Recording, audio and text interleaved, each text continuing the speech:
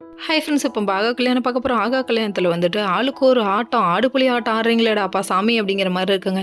இங்கே வந்துட்டு சூர்யாவை, நம்ம மகாவை, ஐஸ்வர்யாவெல்லாம் பாரலில் போட்டு கட்டிட்டாங்களாம். எப்படி எத்தனை நாளாக ஷூட்டிங்கில் எடுத்துட்டு இருக்கீங்க, பாரலுக்குள்ளேயே உட்காந்துருக்கீங்களா அப்படிங்கிற மாதிரி இருக்குது. சரி விடுங்க, இவங்க தான் இப்படி கண்ணாமூச்சி ரேரே கண்டுபிடி பாருன்னு சொல்லிட்டு விளாண்டுட்டு இருக்காங்க. அடுத்து கோடீஸ்வரிங்க அங்கேருந்து வந்துட்டு கல்லை தூக்கி போட்டு சின்ன பிள்ளைக்கு பொறி தூக்கி போட்டு பாலை பிடிக்கிறாங்களாமா. அந்த மாதிரி இவங்க வந்து தூக்கி போடுறாங்களாம்.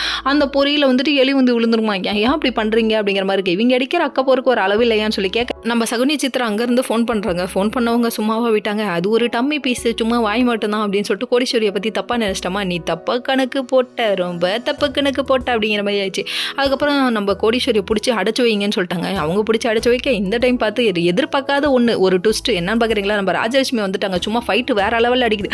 சும்மா லேடிஸோட ஃபைட்டுனா சும்மா சொல்லவா வேணும், பொழந்து கட்டுறாங்க. எந்தா குத்து இங்கே குத்து அப்படின்னு சொல்லிட்டு, கரண்டி பிடிச்ச கைடா நல்லா குத்து வாங்குவீங்கடா அப்படின்னு சொல்லிட்டு குத்து குத்து குத்துறாங்க. இந்த இவனை குத்து அவனை குத்து பண்ணி மஞ்சு எங்கே வாடா அப்படின்னு சொல்லிட்டு லெஃப்ட் ரைட்டுன்னு வச்சு செய்கிறாங்க. இன்னொரு பக்கம் நம்ம சூர்யாவை தேடிக்கிட்டு விஜய் வர அங்கே வந்து பாரலில் தலைவர் அப்படியே துள்ளி துள்ளி குதிக்கிறாராமா. தலையிலேருந்து நேரத்துக்கு ரத்தம் வந்துருக்கணுமே, ஒன்னையும் காணும் அப்படிங்கிற ரேஞ்சுக்கு போயிடுச்சு. இவர் தலையிலே தட்டி தட்டி எழுப்புறாராமா. அவர் தேடிக்கிட்டு வராராமா. எப்படி இருக்குது தெரியுமா, தேடும் கண் பார்வை துடிக்கன்னு சொல்லிட்டு இவங்க பாட்டு பாடிக்கிட்டே வந்து புதக்குழியில் விழுவாங்களே அந்த ரேஞ்சில் இருக்குங்க.